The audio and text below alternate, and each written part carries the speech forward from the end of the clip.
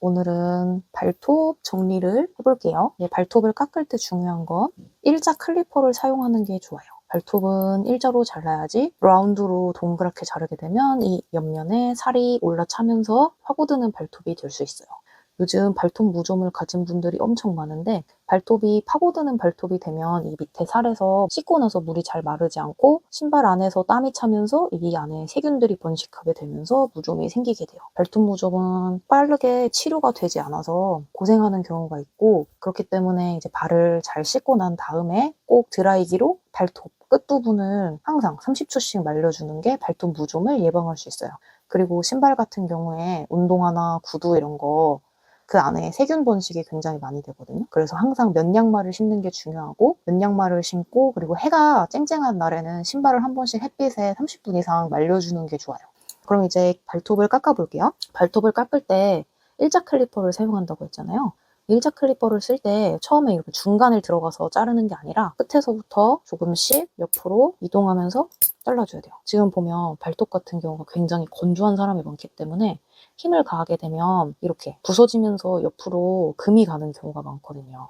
그래서 중간을 자르게 되면 내가 원하는 길이보다 더 짧게 잘리거나 이 모서리가 부서져서 일자가 아니라 라운드로 모양이 바뀔 가능성이 있어요. 그래서 항상 발톱을 자를 때 옆에서부터 하나, 둘, 셋 이렇게 자르면 돼요. 자, 이거는 신생아들도 동일한데 태어난 아기들도 발톱은 일자로 잘라주는 게 맞아요. 아기도 파고드는 발톱이 되는 경우가 굉장히 많아요. 그래서 생살이라고 하잖아요. 피부가 빨갛게 부어오르고 염증이 생기는 경우가 종종 생겨요.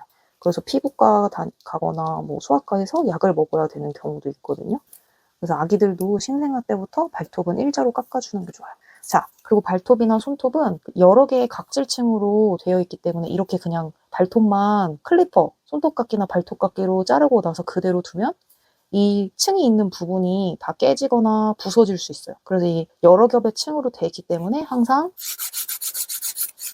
파일로 일자로 잡아주고 그리고 가장 중요한 거는 여기 스트레스 포인트에서 이 부분은 파일링을 거의 하지 않고 이 부분만 동그랗게 끝부분만 모서리 부분만 동그랗게 만들어준다. 뾰족하지 않게 동그랗게 만들어준다는 느낌으로 이 스트레스 포인트부터 이 부분을 굉장히 많이 가는 분들이 있거든요. 그렇게 되면 이 발톱이 없어진 부분에 살이 차오르면서 그리고 요즘은 젤을 많이 하기 때문에 젤은 손톱이나 발톱을 수축시키는 효과가 있기 때문에 그렇게 되면 이 부분에 힘이 강하지 못하기 때문에 여기 스트레스 포인트부터 이 없어진 부분에 손톱이나 발톱이 오므라들면서 파고드는 발톱이 될 수 있어요. 근데 파고드는 발톱은 그 내성 발톱이라고 하는데 그 안에 차오르고 하면 이 속으로 염증이 생기거나 빨갛게 부어올라서 생사를 앓을 수도 있고 신발을 신고 걸을 때도 통증이 발생해가지고 옛날에는 이게 발톱을 뽑는 분들이 많았거든요. 근데 이제 요새는 내성 발톱이라고 하면은 이제 파고드는 발톱 교정이라고 해서 네일샵에서 그런 관리를 받을 수 있기 때문에 정형외과나 뭐 피부과에 가서 발톱을 제거하시는 것보단 제거해도 그건 또 다시 재발이 될 수 있거든요. 내가 발톱을 어떻게 관리하고 있는지 어떤 점이 내 발톱을 이렇게 만드는지에 대해서 전문가한테 배운다 생각하고 교정을 받으시고 그 다음부터 이제 생활 습관을 바꾸는 게 되게 중요해요. 그리고 이제 신발 같은 경우에도 여자분들 이렇게 조이는 구두나 운동화 너무 딱 맞는 사이즈를 신으면 발톱에 힘이 가해지면서 발톱이나 이 발가락에 변형이 와요. 그렇게 되면은 이제 무지외반증 같은 게 생길 수도 있고 발가락이 많이 휘면서 이 옆에 발톱이 더 오므라드는 경우가 있거든요. 그렇게 되면 이제 그것도 파고드는 발톱을 유발하기 때문에 항상 이 옆볼이나 앞쪽이 조금 여유로운 신발을 신어주는 게 발 건강에 좋아요. 자, 그리고 이제 옆에 발톱으로 넘어가 볼게요. 발톱은 항상 일자.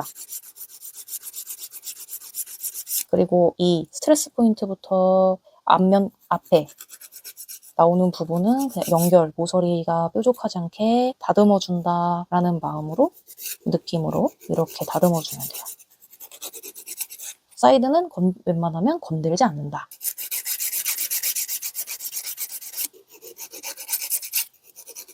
둥글려주고, 둥글려주고.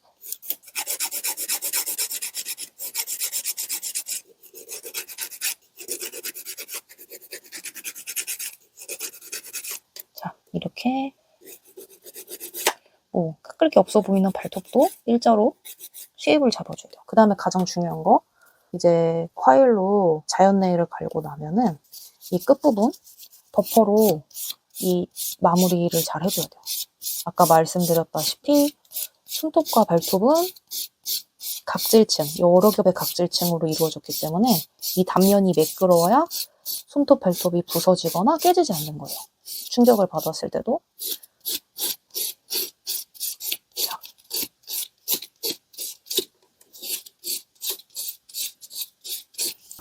이렇게 발톱만 깎아도 깨끗하죠. 그리고 여기 보면 이렇게 이물질이 들어가신 분들이 있어요. 이런 거는 제거할 때 뾰족한 물건으로 제거하시는 경우가 많거든요. 뭐 예를 들면 뭐 이쑤시개라든지. 근데 그런 걸로 제거하기보다는 이렇게 귀이개 파는 것 같이 생긴 제품이 있어요. 이런 제품으로 너무 깊숙이 들어가지 않고 겉에서 안으로 들어가서 뿅 빼는 느낌으로.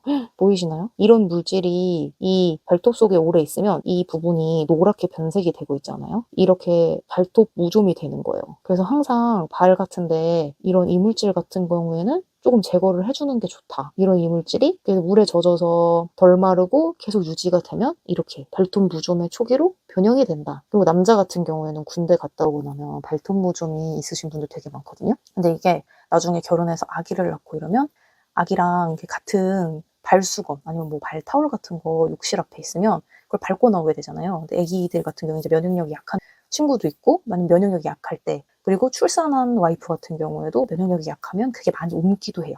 근데 그게 발톱 무좀은 한번 옮고 나면 100% 치료되는데 되게 많은 시간이 걸리거든요. 그리고 내 생활 습관 아예 바꿔야 되는 거기 때문에 처음부터 이제 내가 발톱에 발톱 무좀이 있다. 그러면 본인 스스로가 발타올도 따로 쓰려고 하고, 그리고 발을 닦고 나면 항상 드라이기로 30초 이상 물기를 다 말리고 발톱 무좀 약이라는 게 있어요. 그게 이제 피부과에서 먹는 약이 아니고 의약 외품으로 네일샵이나 뭐 약국에서 파는 용품들이 있거든요. 그런 거를 이제 매일 아침 저녁으로, 심한 경우에는 아침 저녁, 그리고 시간이 나면 이제 점심까지도 집에 있을 때는 그렇게 씻고 말리고 발라주고, 그리고 항상 100% 면으로 된 양말을 신고, 그게 가장 중요해요. 자, 나중에 더 다양한 발톱 무좀인 분들과 함께 기회가 된다면 찾아올게요. 안녕.